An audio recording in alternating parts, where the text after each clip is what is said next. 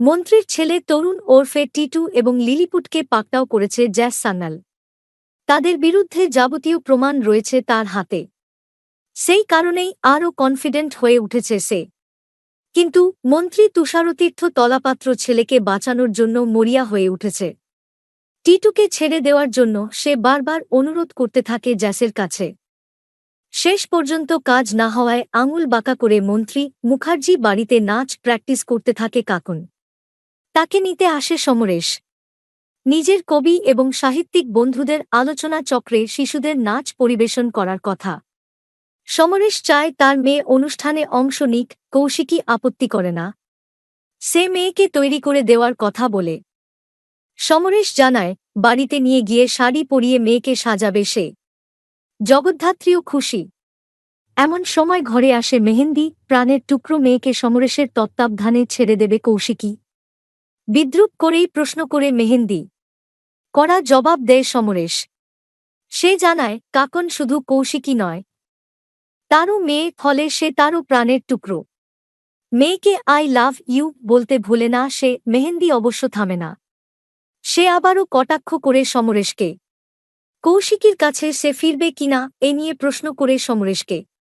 দেবুর প্রসঙ্গ তুলে ঘর জামাই থাকার উপদেশও দেয় মেহেন্দি। সমরেশ মনে করিয়ে দেয়, প্রথমত সে দেবুর মতো নয়। দ্বিতীয়ত কৌশিকী অতীতে তার ছোট বাড়িতেই থেকেছে। অন্যের ব্যক্তিগত ব্যাপারে না ঢুকে কৌশিকী জানায় তার ব্যক্তিগত ব্যাপারে কথা বলার এখতিয়ার মেহেন্দির নেই। মেহেন্দির দাবি সেও মুখার্জি বাড়ির বউ। জগদ্ধাত্রীও কৌশিকীর সঙ্গে ব্যক্তিগত জীবনের কথা আলোচনা করে। তাহলে সে কেন পারবে না? মেহেন্দিকে কৌশিকী জানায় তার সঙ্গে জগদ্ধাত্রীর সম্পর্কের সমীকরণ আলাদা। তাদের চিন্তাধারা একই রকম। এরপর মেহেন্দিকে যার পরনাই অপমান করে কৌশিকী।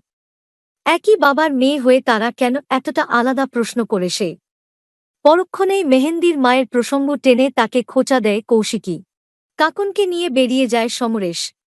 এমন সময় কৌশিকীকে ফোন করে দিব্যা সেন। সরাসরি হুমকি দেয় সে। তার পাঠানো গাড়ি হাইজ্যাক করে ফেলেছে সেই কথা জানায় দিব্যা। তার মেয়েকে অপহরণ করবে আগাম জানিয়ে দেয় সে। ওদিকে মেনন কিডন্যাপ করে নেয় কাকনকে। সমরেশ ফোন করে সেই কথা জানায় কৌশিকীকে। এরপর আবারও ফোন আসে দিব্যা সেনের। টিটু আর লিলিপুটকে জ্যাস ছেড়ে দিলেই কাকুনকে মুক্তি দেওয়া হবে জানায় দিব্যা। জ্যাসকেও সেই কথা বলে মন্ত্রীর সচিব। আদৌ কাকুনকে উদ্ধার করতে পারবে জগদ্ধাত্রী?